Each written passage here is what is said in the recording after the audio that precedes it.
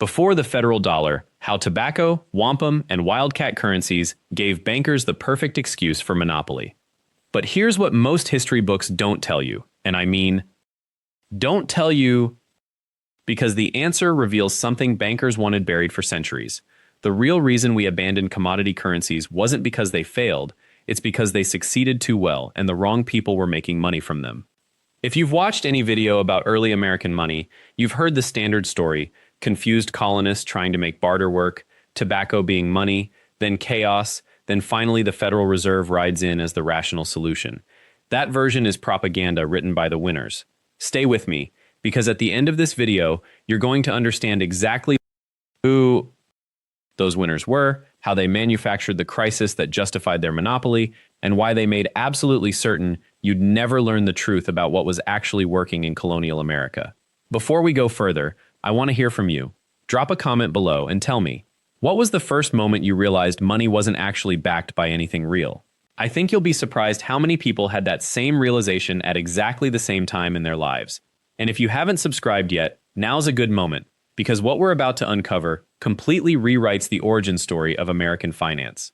Wait, this part is important, so I need your full attention for a moment. When we talk about wild currencies in colonial America, the textbooks paint a picture of disorder, chaos, confusion, everyone printing their own money, complete anarchy. That image is useful to bankers because it justifies centralization, but the historical record tells a completely different story. The colonies didn't have chaos, they had systems, complicated, regional, imperfect systems, but systems that worked, and more importantly, systems that ordinary people understood and controlled. Let's start with what actually happened in Virginia. Everyone knows about tobacco money, but almost nobody understands the mechanics.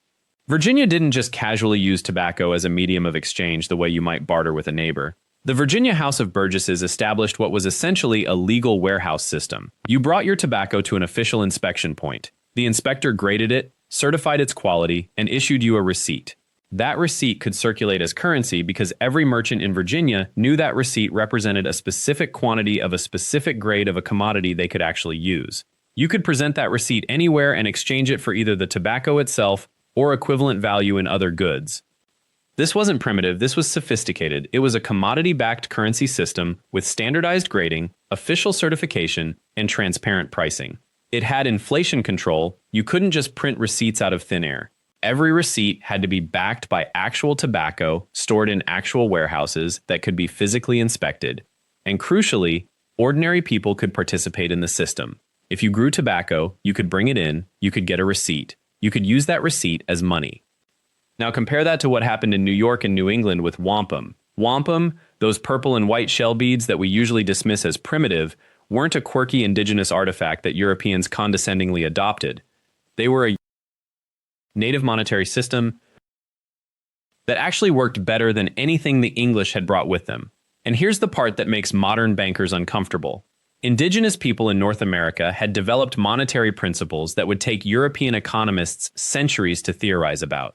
Wampum had properties that we now recognize as essential to sound money. It was durable. It was scarce, it was portable, it was difficult to counterfeit, and it was created and distributed by communities who understood exactly how much was in circulation. When European colonists arrived in places like Manhattan and Connecticut, they didn't dismiss wampum as worthless savagery. They adopted it immediately. Why? Because it worked. Dutch merchants and English traders understood that this shell currency had real value because the indigenous nations that created it had done the hard work of establishing trust. You couldn't just make more wampum. There were rules about how many beads a craftsperson could produce, standards about which shells were acceptable, agreements about supply. It was the first cryptocurrency in a way, not digital obviously, but it operated on the same principle: value through scarcity, verification through known rules, trust through transparent supply. Here's the open loop I'm setting up. Massachusetts Bay Colony tried something completely different. Instead of adopting a commodity or adopting indigenous currency, they created the first government-issued paper money in the Western world. And what happened next will tell you everything you need to know about why central banking became so powerful. In 1690, the Massachusetts Bay Colony was broke. The colonial government had just finished funding a military expedition and had no way to pay the soldiers. They couldn't collect taxes effectively. Most transactions in the colony happened through barter, and you can't very well demand barter as tax payment to a government trying to meet payroll. They couldn't mine for gold or silver. They couldn't get England to ship currency. So they made a radical decision. They printed money themselves. Now, this wasn't some reckless disaster waiting to happen.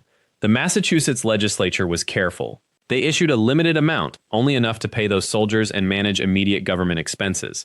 They set an expiration date, after which merchants could redeem the bills back to the government for something of value. They had a specific purpose, a temporary solution to a temporary problem. And it worked. The soldiers got paid, the bills circulated, the economy kept functioning, and when the expiration date came, people could actually redeem them. But here's what happened next. Other colonies saw Massachusetts' success and thought, wait, we can do that too. Rhode Island started printing money, South Carolina started printing money, Connecticut, Pennsylvania, North Carolina. Pretty soon you had 13 different colonies all issuing their own paper currency according to their own rules, with their own standards. Some colonies were disciplined about it, like Massachusetts and Pennsylvania. They kept the supply controlled. They honored redemption. Their currencies held stable value. Other colonies, and I'm looking at you, North Carolina, treated the printing press like a magic solution to every budget problem. Print money to pay soldiers. Print money to fund public works. Print money because we need money. And suddenly their currency started losing value. This is when the real story begins, because this is when London noticed. And when London noticed, the bankers started paying attention. By the 1720s, the Bank of England had emerged as something entirely new in European finance. Not just a bank that held money, but an institution that effectively controlled the entire monetary system of the British Empire. Its governor, its board of directors, its policies on currency and credit, these were not democratic decisions. They were made by merchants, traders, and financiers who saw the colonies not as fellow Englishmen with legitimate economic needs, but as provinces that existed to serve the interests of the home country. And they were watching what was happening in North Carolina, Pennsylvania, and Massachusetts with something between confusion and alarm. The problem from London's perspective was this. When a colonial government printed paper money, it was supposed to be temporary.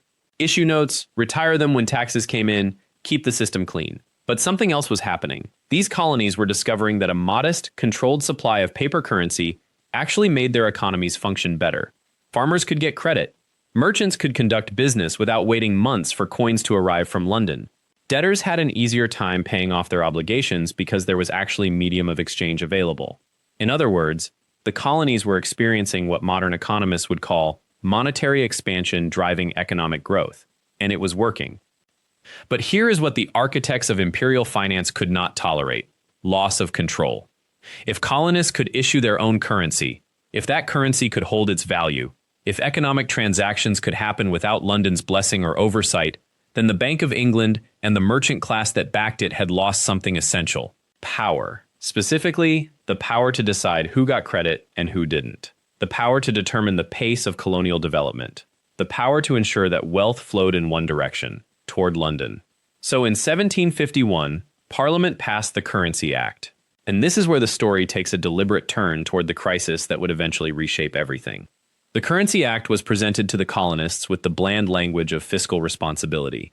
Its stated purpose was to prevent depreciation and monetary disorder. Sounds reasonable, sounds prudent, but its actual effect was to strip colonial governments of their primary tool for managing their own growth. What the act said in practice was this: any paper money issued by a colonial legislature could no longer be used to pay private debts. It could only be used to pay taxes. For the imperial government, this was elegant, brilliant even. Colonists could still print enough paper to pay their government obligations, but they couldn't use that paper to conduct their own trade. So what happened? They went back to being starved of currency. The commodity money systems came roaring back. Tobacco in Virginia, wheat in Pennsylvania, naval stores in the Carolinas. And with that, the economic growth began to slow. But wait, this part is crucial, and I need you to really absorb this next point. The Currency Act of 1751 didn't eliminate the demand for credit. It didn't eliminate the need for exchange. It just pushed both of those needs into a different space. It created what economists call a liquidity crisis. And crisis is exactly the right word, because that's when certain people saw an opportunity. Because when legitimate currency becomes scarce, illegitimate currency flourishes. And that's when Wildcat banking was born. Not in the American West, that comes later, but right here, in the colonies, in the gaps left by London's control. Merchants who had access to hard currency could loan it out at interest. Local traders could issue their own promissory notes. essentially IOUs that circulated as money. Some of these systems worked reasonably well. Others were outright frauds. Think about what this meant. You're a tradesman in New York in 1765. You receive a promissory note from a merchant in exchange for goods.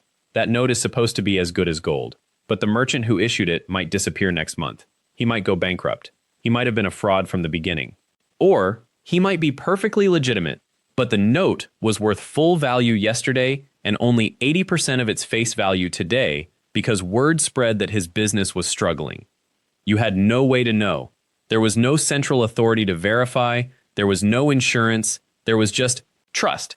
And trust, as we're about to see, was about to become the most valuable and dangerous commodity in colonial America. Because here's what London's policymakers didn't fully understand. By creating scarcity, by outlawing legitimate colonial currency, they weren't preventing financial chaos. They were creating the exact conditions that would make financial chaos inevitable. And then something happened that nobody in London predicted: the American Revolution. Now, before we continue, let me be clear about something important. This video is not about whether the revolution was good or bad, justified or unjustified. It's about the financial infrastructure that underlay it. Because when the Continental Congress declared independence in 1776, they inherited a colonial economy that had been deliberately starved of legitimate currency for a quarter century, and they had to fight a war with virtually no money. So what did they do? They did the only thing they could. They printed money, lots of it. The Continental Congress began issuing promissory notes, they called them Continentals, in the summer of 1775, hundreds of millions of dollars worth eventually. They were supposed to be paid back after the war, with interest, once the new nation was established and could levy taxes. The notes were printed in multiple denominations, decorated with patriotic imagery, signed by various officials.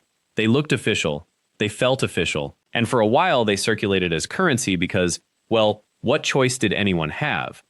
But the problem was immediate and severe. The Continental Congress had no way to back those notes with hard currency. They had no gold reserves, they had no silver, they had no established credit or reputation. They were literally an improvised government conducting warfare on borrowed time. And every major nation in the world understood this. When a continental note arrived in France, Spain, or the Netherlands, merchants there knew the truth. This piece of paper was only valuable if the Americans actually won the war. If they lost, the notes were worthless. So foreign merchants demanded discounts, 50 cents on the dollar, sometimes less. And that discount spread. It metastasized. By 1780, a continental was worth maybe 2 cents on the dollar. By 1781, they were essentially garbage. Soldiers couldn't buy food with them, merchants refused them, and the phrase "not worth a continental" became a saying, a statement of utter worthlessness that lasted well into the 19th century. This was a catastrophe, but it was also an education. Every educated person in America, and this included the men who would draft the Constitution, lived through this monetary apocalypse. They saw what happened when a government printed unlimited currency with no backing. They saw inflation destroy savings, crush wages, and undermine the entire economy. And they made a decision: never again. Thanks for watching so far. If you're finding this history useful, please hit that subscribe button and leave a comment below. I'd genuinely like to know which period of American financial history you find most eye-opening. It helps me understand what resonates with you. That decision didn't happen in a vacuum. It happened in a room filled with men who understood, viscerally, what monetary chaos actually cost. The Constitutional Convention of 1787 was in many ways a direct response to the Continental catastrophe. James Madison didn't need economists to explain inflation to him. He'd watched his own family's wealth evaporate. Alexander Hamilton had served in the Continental Army and seen soldiers starve because their pay was worthless. George Washington had watched his officers grow desperate, angry, unpaid.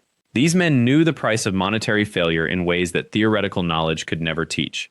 So when they sat down in Philadelphia that summer, one of their first priorities was to strip the states of their monetary power. Article 1, Section 10 of the Constitution was explicit. No state could coin money, no state could make anything except gold and silver legal tender. The federal government, and only the federal government, would control the currency.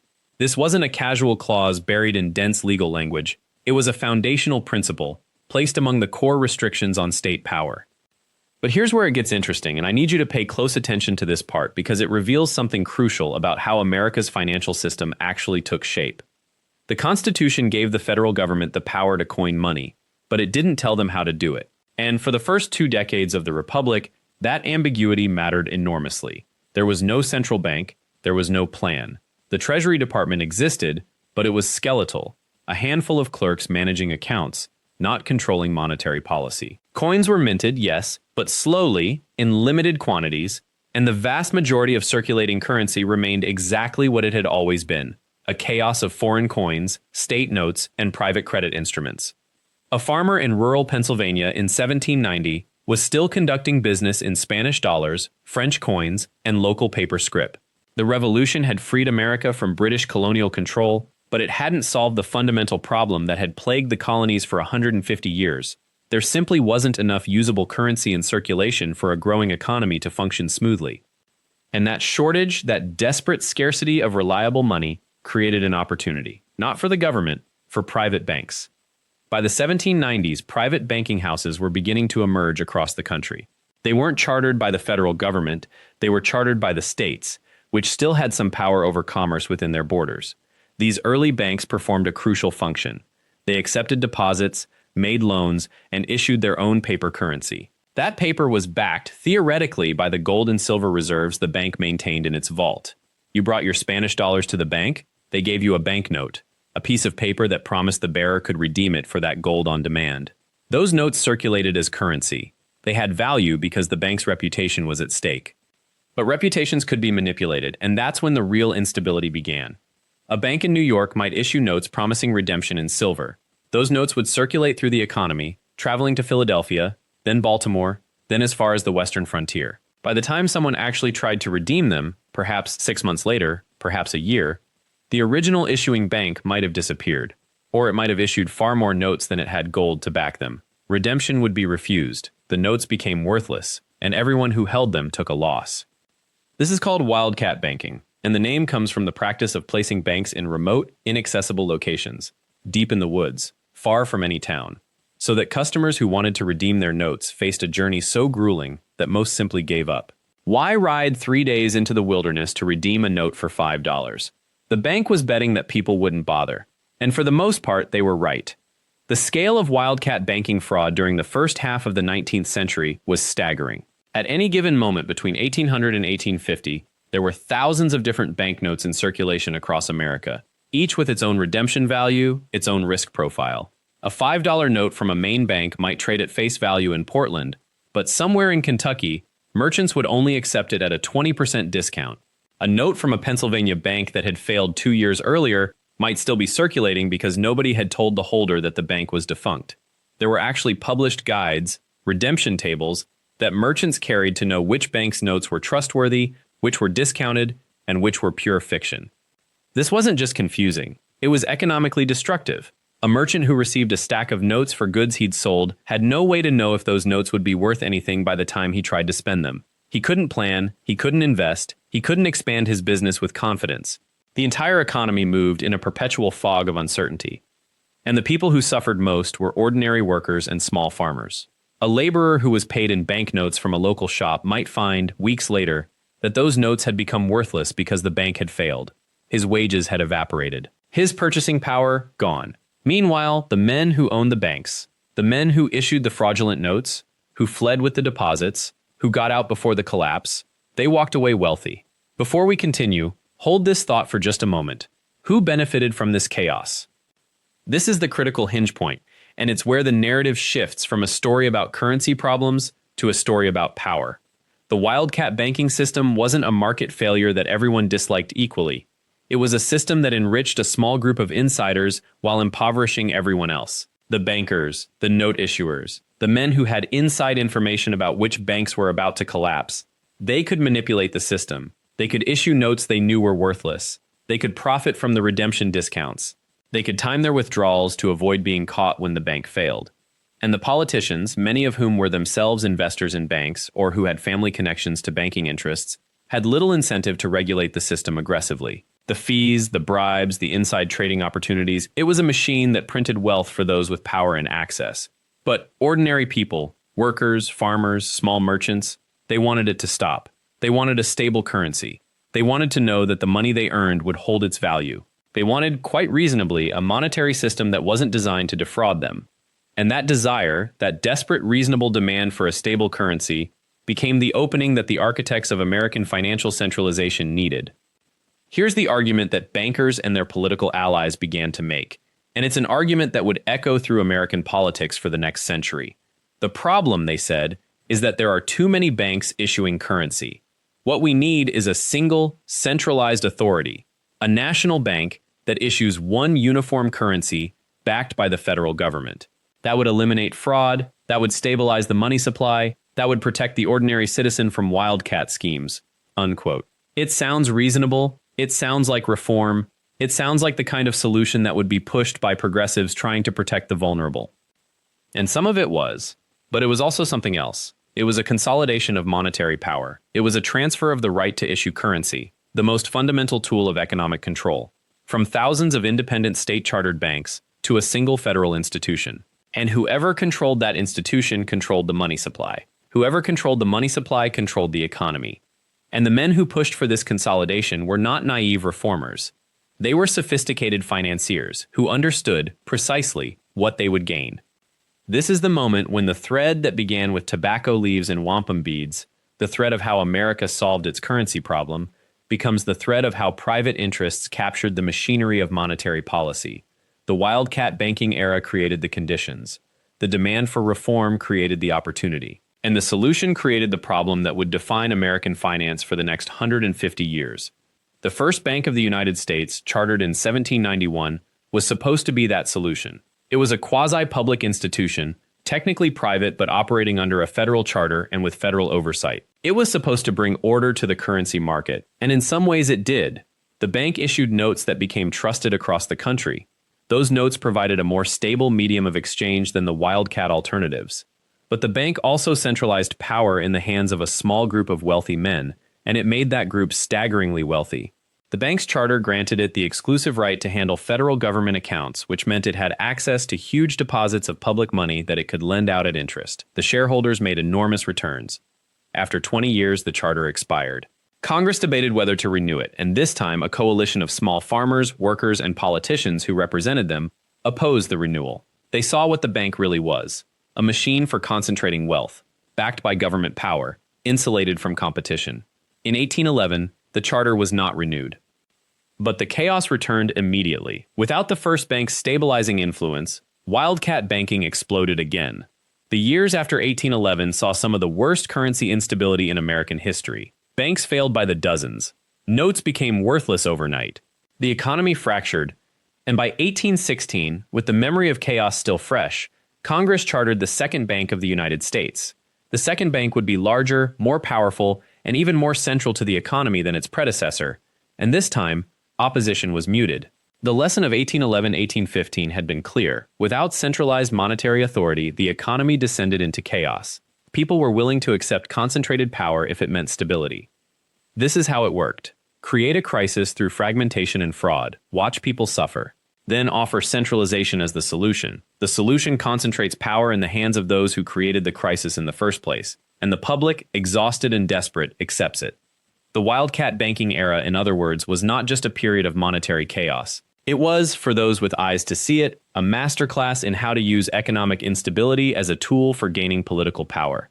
And the men who understood this lesson best were the ones who would shape American finance for generations to come.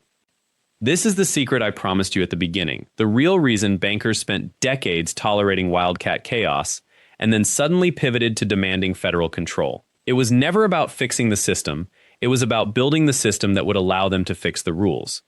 Between 1830 and 1913, American bankers did not stumble into monopoly. They engineered it. They allowed Wildcat banks to proliferate because unregulated competition kept smaller institutions weak and fragmented.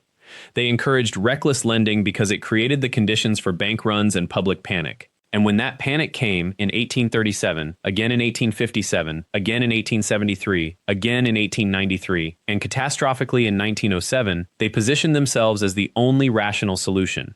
The great financial panics of the 19th century were not natural disasters. They were harvested, managed, and each one moved the nation closer to accepting a centralized banking authority that would prevent such chaos from ever happening again. But here is the critical part. That centralized authority, the Federal Reserve, established in 1913, was not created by the government. It was created by the bankers themselves, negotiated in private meetings, and then handed to Congress as a fait accompli dressed in the language of public necessity. The Federal Reserve Act passed Congress in December 1913. Most members of Congress had not read it. Most of the public did not understand what it meant. But those who had orchestrated it knew exactly what they had accomplished. They had transformed a collection of private banks into the unofficial monetary authority of the United States. They had created an institution that could regulate currency supply, control interest rates, and stabilize markets, all while remaining legally private and accountable primarily to its member banks. And this is where the story of Wildcat currency becomes the story of modern American power. The chaos of the 1800s was not the failure of that system, it was the tool that built the next one. Let me be specific about this. Between 1870 and 1910, the concentration of banking power in New York accelerated dramatically. In 1870, there were roughly 2.00 national banks scattered across the country. By 1910, that number had grown to 7.000, but the majority of actual financial power was concentrated in fewer than 50 institutions, most of them located within a few blocks of Wall Street. This was not accidental. It was the result of deliberate strategy. Larger banks, with access to credit from European sources and with the resources to weather crises, systematically absorbed smaller competitors. When a bank run occurred in a rural area, that local bank collapsed. Its assets were bought at bankruptcy prices. Its depositors lost everything. And its market share was consolidated into a larger institution. This process repeated for decades. The wealthy got wealthier. The fragmented got consolidated. And with each crisis, the public's faith in decentralized banking eroded further. By 1907, when panic hit again, the ground had been carefully prepared. That panic, triggered by a speculative bubble in railroad stocks and exacerbated by a banking system that nobody trusted, nearly collapsed the entire financial system. Banks called in loans, credit froze, businesses failed, unemployment spiked. For a moment, the whole edifice of American commerce teetered. And in that moment of maximum desperation, one man stepped forward. J.P. Morgan, the most powerful banker in America, announced that he would personally mobilize his own resources and those of his colleagues to restore confidence in the system. He negotiated with the Secretary of the Treasury, he coordinated a consortium of major banks, he essentially became the unofficial central banker of the United States for a brief period. The panic subsided, credit flowed again, businesses recovered, and the American public, having watched their livelihoods depend on the goodwill of a private banker, came to a simple conclusion. We need a system that doesn't rely on the charity of any single man. We need an institution. This was the opening Morgan and the other banking elite needed. Within 6 years, they had the Federal Reserve. And from that moment forward, monetary policy in the United States was no longer set by elected representatives or determined by market competition. It was set by private bankers in a private institution accountable only to themselves. But, and this is crucial, nobody called it what it actually was. The Federal Reserve was marketed as a public institution, a government entity designed to protect the nation's money supply. Its chair was appointed by the president. Congress could theoretically oversee it. The language of public service surrounded it completely. And yet, in every meaningful way, it functioned as a private banking cartel. Its board was dominated by bankers, its policies reflected banking interests, and its power to control currency and credit gave it leverage over every other sector of the American economy. This is what the Wildcat era actually was. It was not a failure of regulation, it was a controlled demolition of decentralized finance, executed over 80 years, designed to create the conditions under which centralized control would be accepted as salvation rather than recognized as monopoly. The tobacco that Virginia planters used as currency in 1620 was real. The wampum that indigenous peoples and New England colonists exchanged was real. The Wildcat banknotes that circulated in frontier towns were real, but they were also, from the perspective of the men who eventually built the Federal Reserve, obstacles, problems to be solved, inconveniences in the path toward a system where a handful of institutions could control the entire nation's monetary flow. And the people who accepted that system did so not because they were foolish, but because they were exhausted. After 80 years of monetary instability, repeated panics, and the constant threat of financial ruin, they wanted stability. They wanted certainty. They wanted to trust that the money in their pocket would hold its value tomorrow. The bankers who built the Federal Reserve understood this. They understood that people will accept almost any concentration of power if it promises to solve a problem that is destroying their lives. They understood that chaos is a tool, and they understood that the people who create the chaos rarely face consequences. They simply reposition themselves as the people who solved it. This is not a story about whether the Federal Reserve is good or bad. That is a different argument for a different conversation. This is a story about how institutional power is actually built in America. It is built through fragmentation, through the permission of chaos, and through the patient understanding that desperation is the best salesman for centralization. The tobacco currency of colonial Virginia seems quaint to us now. So does wampum, so do Wildcat banknotes. But what they all shared was decentralization. What they all shared was the freedom for local actors to create value and conduct commerce without asking permission from a central authority. What we inherited from the crisis of the 1800s was the opposite, a system where monetary policy is decided by people we did not elect, where the money supply is controlled by a private institution, and where the alternative, returning to a fragmented system, now seems not just impossible but undesirable. The bankers did not conquer America through force. They conquered it through the promise of stability in the aftermath of chaos they had cultivated. And that lesson, that understanding of how to use crisis as an opening for power, became the template for how American finance would operate for the next 100 years. Before the federal dollar, America ran on the creativity of its people, on tobacco, on wampum, on local notes and personal trust. After the federal dollar, America ran on the decisions of a centralized authority that promised to protect that creativity while actually channeling it. What is remarkable is not that this happened. What is remarkable is how few Americans have ever heard this story. Most people think the Federal Reserve was created because it was obviously needed. Most people think the chaos of wildcat banking was proof that centralization was inevitable. Most people do not know that the chaos was partly cultivated, that the inevitability was partly engineered, and that there were powerful people who benefited enormously from that engineering. And that is the secret I promised you. The institutions that seem permanent and necessary, the ones we take for granted, were often built by people working deliberately to create the conditions that would make those institutions seem necessary. The question that remains is whether we understand that pattern well enough to recognize when it is happening again. That is where we are. That is where we have been. And that is where the conversation about American money, American power, and American choice actually begins. If you found this history valuable, if you want to understand the actual decisions that shaped American institutions rather than accepting the official narrative, I would encourage you to subscribe to this channel. Leave a comment below and tell me what surprised you most about this story, or share your own experience with how financial institutions have shaped your life or your family's choices.